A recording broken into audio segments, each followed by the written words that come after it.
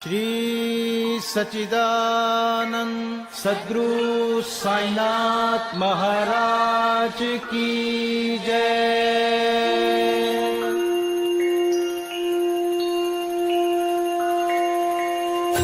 साईं दरबार में जो आता है रहमते साईं जी की पाता है।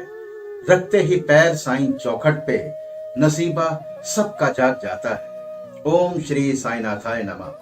आदरणीय साईं भक्तों, आप सभी को हृदय की गहराइयों से सादर प्रणाम। साईं ज्ञान गंगा के सभी एपिसोड्स को पसंद करने के लिए और अपना बेइंतहा प्यार देने के लिए आपका दिल से आभार। आशा करते हैं कि साईं ज्ञान गंगा का ये नया वीडियो भी आपको अवश्य पसंद आएगा। पसंद आने पर आप वीडियो को हमेशा की तरह लाइक कीजिएगा और अपने वैल्यूएबल कमेंट्स जरूर दीजिएगा। और यदि आप हमसे नए जुड़े हैं और आपने अभी तक हमारे चैनल को सब्सक्राइब नहीं किया है तो प्लीज अभी सब्सक्राइब कीजिएगा। तो आइए शुभारंभ करते हैं साईं ज्ञान गंगा का। सर्वप्रथम बाबा से प्रार्थना वंदन करते हैं। हे सद्गुरु साईं, आप धन्य हो, हम आपको नमन करते हैं। आपने विश्व को सुख पहुंचाया और भक्तों का कल्याण किया। आप उदार हृदय हो। जो भक्तगण आपके अभय चरण कमलों में अपने को समर्पित कर देते हैं, आप उनकी सदैव रक्षा एवं उद्धार किया करते हो। भक्तों के कल्याण और परित्राण के लिए आप अवतार लेते हो।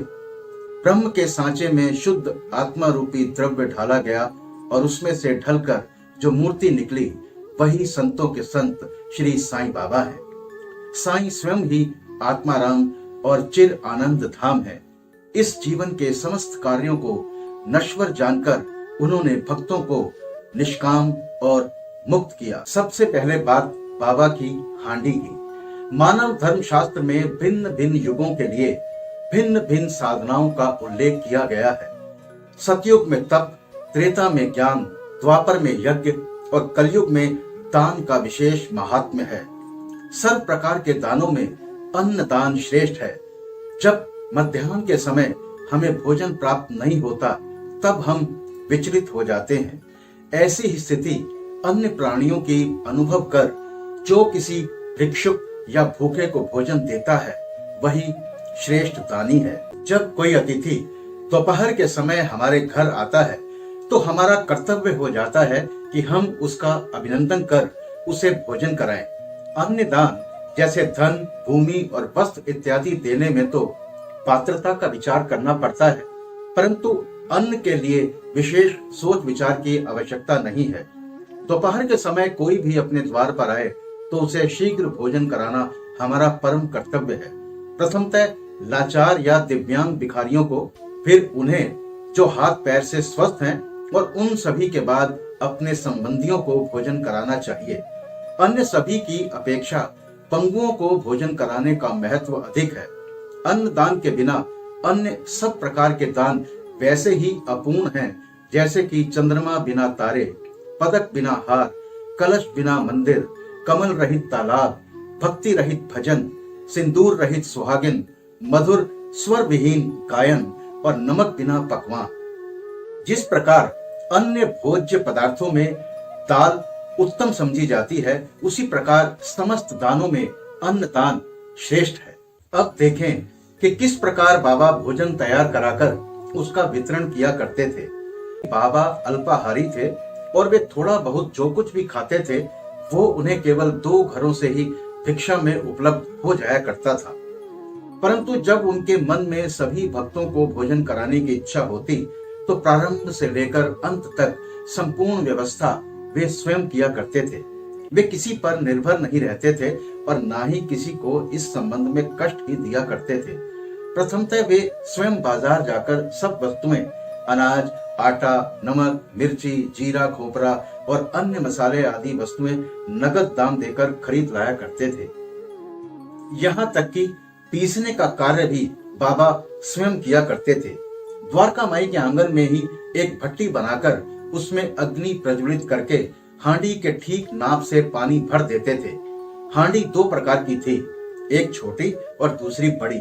एक में 100 और दूसरी में 500 व्यक्तियों का भोजन तैयार हो सकता था।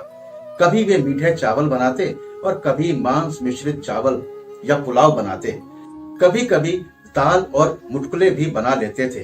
पत्थर के सिल पर महीन मसाला पीसकर हांडी में डाल देते थे। भोजन रुचिकर बने इसका वे भरसक प्रयत्न किया करते थे। ज्वार के आटे को पानी में उबालकर उसमें छाछ मिलाकर अम्बिल यानी आमरटी बनाते और भोजन के साथ सब भक्तों को समान मात्रा में बांट देते थे। भोजन ठीक बन रहा है या नहीं, ये जानने के लिए बाबा अपनी कफनी की बाहें ऊपर चढ़ाकर निर्भय हो उबलती हांडी में हाथ डाल देते और उसे चारों ओर घुमाया करते थे। ऐसा करने पर भी उनके हाथ पर ना कोई जलन का चिन्ह और ना चेहरे पर ही कोई व्यथा की रेखा प्रतीत हुआ करती थी। जब पूर्ण भोजन तैयार हो जाता तब वे द्वारका माई से बर्तन मंगाकर भोग लगवाते और फिर महलसापति तथा तात्या पाटिल के प्रसाद का भाग पृथक रखकर शेष भोजन गरीब और अनाथ लोगों को खिलाकर उन्हें तृप्त करते थे। सचमुच वे लोग धन्य थे। कितने भाग्यशाली थे वे जिन्हें बाबा के हाथ का बना और परोसा हुआ भोजन खाने को प्राप्त हुआ। अब बात नाना साहेब द्वारा देव मूर्ति की उपेक्षा की।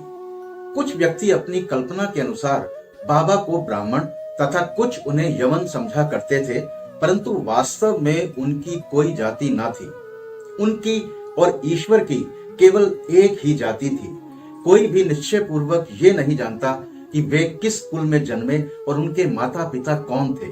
फिर उन्हें हिंदू या यवन कैसे घोषित किया जा सकता है? यदि वे यवन होते तो द्वारका माई में सदैव तुलसी वृंदावन ही क्यों लगाते और शंख घंटे तथा अन्य संगीत वाद्य क्यों बजने देते?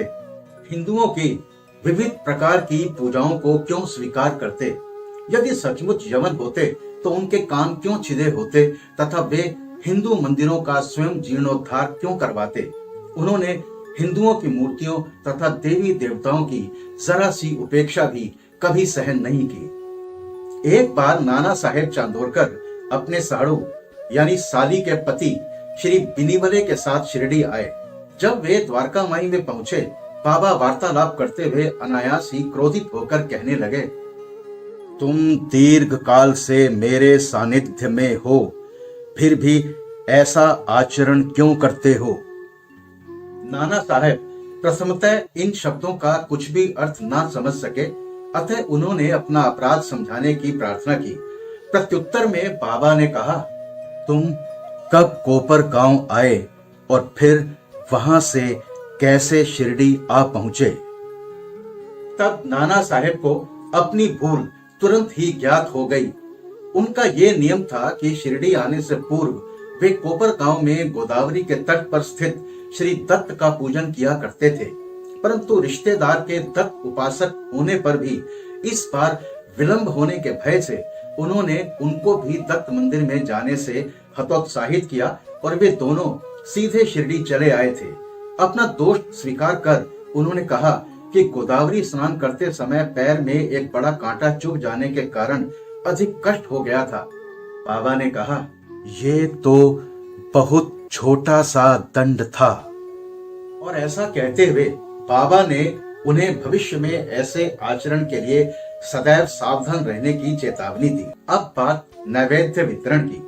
आरती समाप्त होने पर बाबा से आशीर्वाद तथा उदी प्राप्त कर जब भक्तगण अपने अपने घर चले जाते, तब बाबा पर्दे के पीछे प्रवेश कर निम्बर के सहारे पीठ टेक कर भोजन के लिए आसन ग्रहण करते थे। भक्तों की दो पंक्तियां उनके समीप बैठा करती थी। भक्तगण नाना प्रकार के नैवेद्य, पीरी, मांडे, पेड़ा, बर्फी, सांजा, अम्बे मोहर, भात इत्यादि थाली में सजा सजा कर लाते और जब तक वे नैवेद्य स्वीकार न कर लेते तब तक भक्तगण बाहर ही प्रतीक्षा किया करते थे। अब बात छाछ यानी मट्ठे के प्रसाद की। इस सत्संग में बैठकर एक दिन जब हेमाड पंत पूर्णतः भोजन कर चुके, तब बाबा ने उन्हें एक प्याला छाछ पीने को दिया। उसके श्वेत रंग से वे प्रसन्न तो हुए, परंतु उदर में जरा भी गुंजाइश न होने के कारण उन्होंने केवल एक घूंट ही पिया।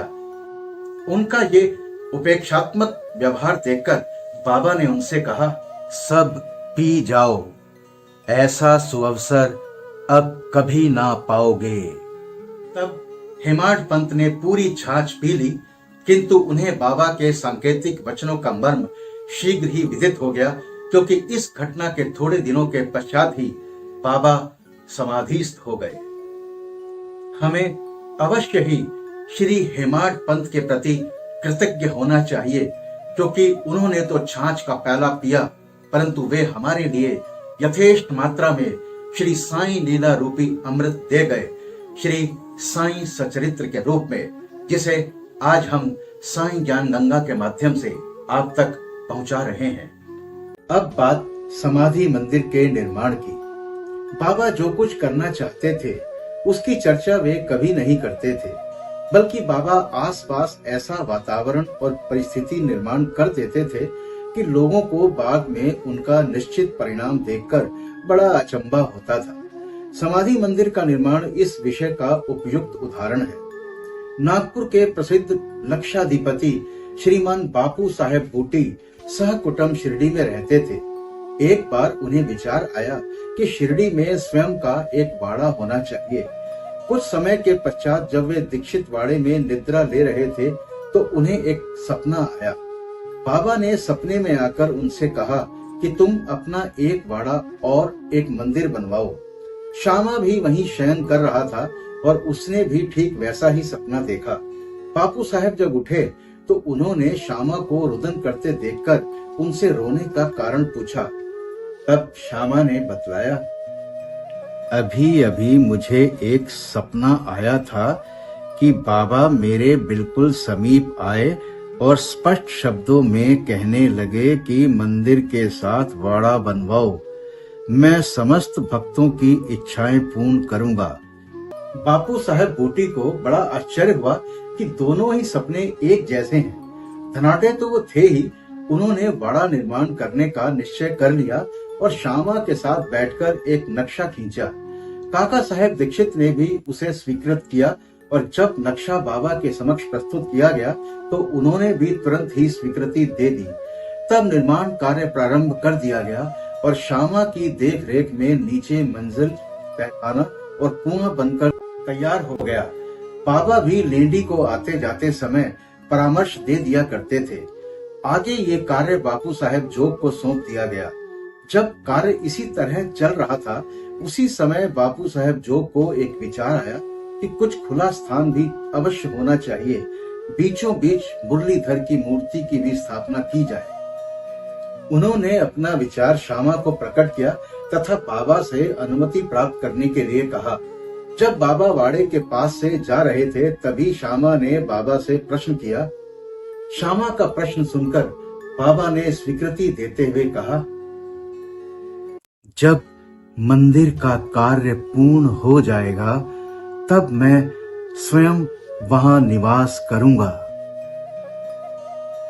और बाबा ने वाड़े की ओर दृष्टिपात करते हुए कहा, जब वाड़ा संपूर्ण बन जाएगा तब हम सब लोग उसका उपभोग करेंगे, वहीं रहेंगे, घूमेंगे, फिरेंगे और एक दूसरे को हृदय से लगाएंगे तथा आनंद पूर्वक विचरेंगे। जब श्यामा ने बाबा से पूछा कि क्या ये मूर्ति के मध्य कक्ष की नींव के कार्य को आरंभ करने का शुभ मुहूर्त है, तब बाबा ने स्वीकारात्मक उत्तर दे दिया। तभी श्यामा ने एक नारियल लाकर फोड़ा और कार्य प्रारंभ कर दिया।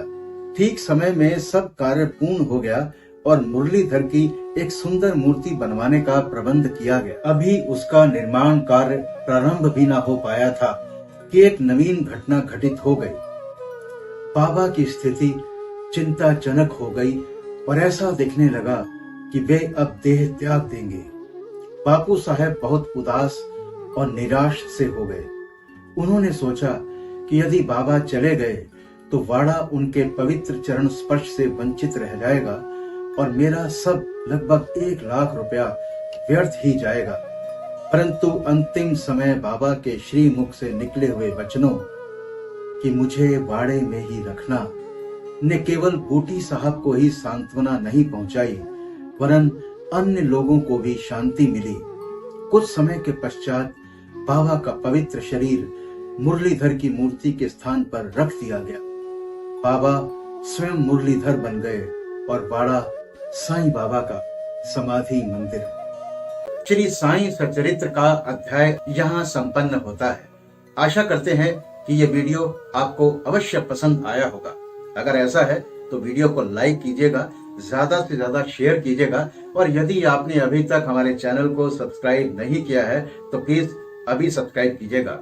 तो मिलते हैं आपसे साईं ज्ञान गंगा के नए एपिसोड में। तब तक मस्त रहिए, स्वस्थ रहिए, साईं नाम जपते रहिए। बाबा सबका भला करेंगे। ओम श्री साईनाथाय नमः। अनंत कोटि ब्रह्मांड नायक राजाधिराज योगी राज पर ब्रह्म श्री सच्चिदानंद सद्गुरु साईनाथ महाराज की जय।